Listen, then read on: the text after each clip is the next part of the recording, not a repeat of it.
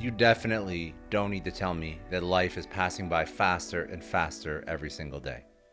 With a million different projects on the go and honestly, enough aspirations to fill several lifetimes, I am all too aware that time is slipping away and I'm still young. But time is a precious and fleeting resource. But what if I told you you were wasting it without even realizing? We've covered cognitive distortions here before, black and white thinking, catastrophizing. I've noticed that a number of these distortions are particularly relevant to time.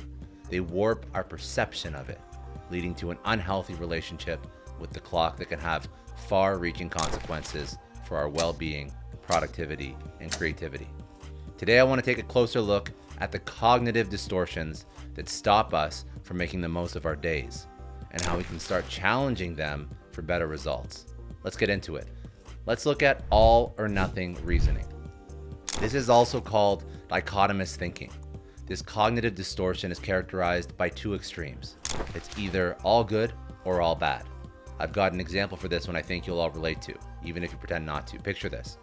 It's Monday morning after a pretty jam-packed weekend. You got a healthy to-do list waiting for you. There are emails begging for responses and projects that need your attention. When that alarm goes off, you accidentally hit snooze and the rest of the morning away. It's midday by the time you wake up. Of course, if you started now, you'd still get a solid 6 or 7 hours of work in, but all or nothing reasoning tells us that it's a total write-off. The day is ruined. You might as well go back to the bed.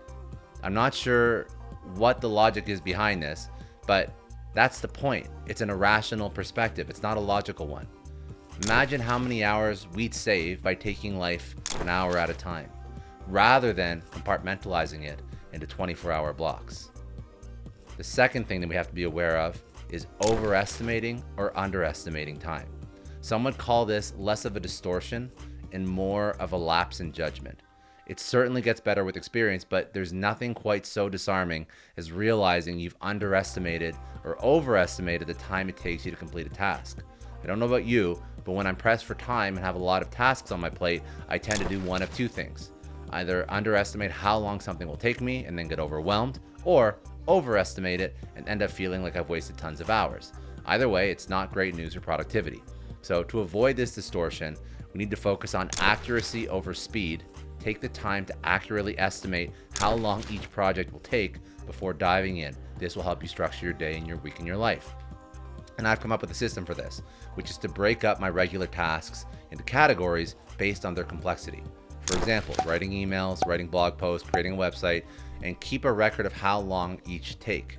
After a while, I've got enough data points to create averages for each category. It's a very simple solution, but sometimes simple is the most effective. The next cognitive distortion we have to be aware of is the present bias.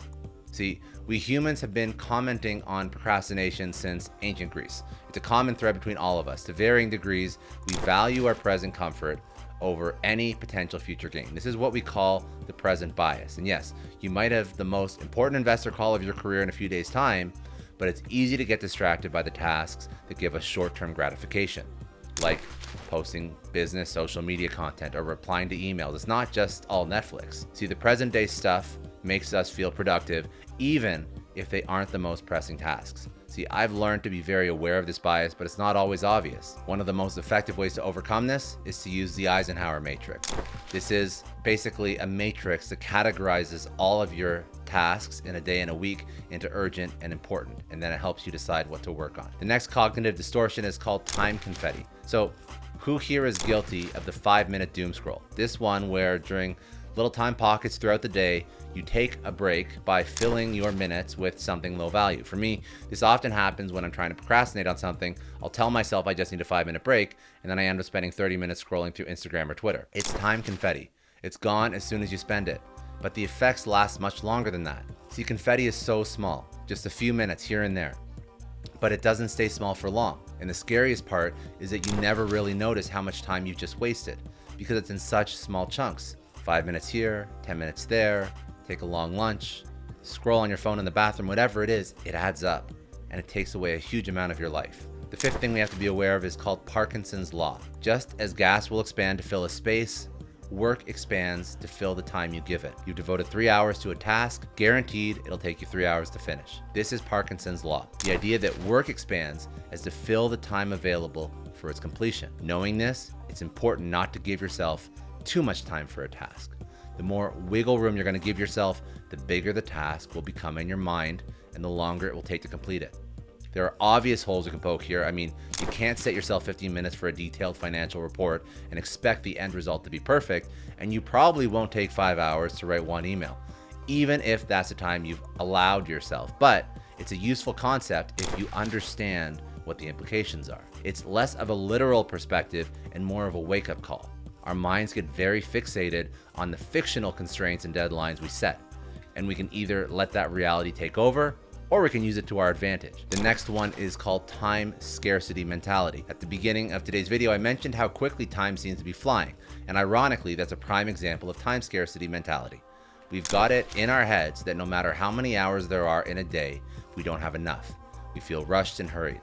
We look at the years laid out before us and think, that's all I've got. And of course, tension at play here is that no one, not a single person on this planet, knows how much time they've got left. So in my mind, we've got two options. Assume we're rich with time, or believe we're just moments away from running out. I know which one I prefer. So now you know some of these distortions. How do we actually combat them? How do we fight them? As entrepreneurs, we're not in the business of wasting time. Every second is a second we could spend investing in our business, in our baby that we're trying to grow, right? Don't get me wrong. I'm not an advocate for workaholism, and I'll never be an advocate for workaholism.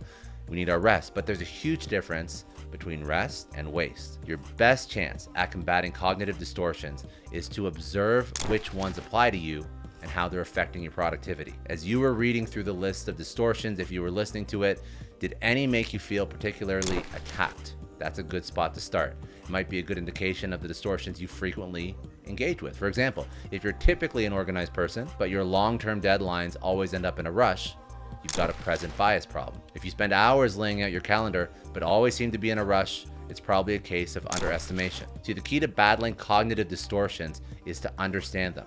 And the best way to do that is by taking a step back and looking at how they're affecting you. Once you identified which ones are causing problems in your life, it's just a case of consciously changing your behavior and working against them. See, cognitive distortions will run our lives if we're not careful. Some people gain awareness of them through therapy, others through learning the hard way. The worst place to be is in a state of oblivion, and that's why I create videos like this. So I encourage all of you to take some time watching this video, write down this list, and figure out exactly where all of your time is draining away. You might have 40, 50 years ahead of you yet, but that doesn't mean you have to make your time less valuable. Use it for all it's worth.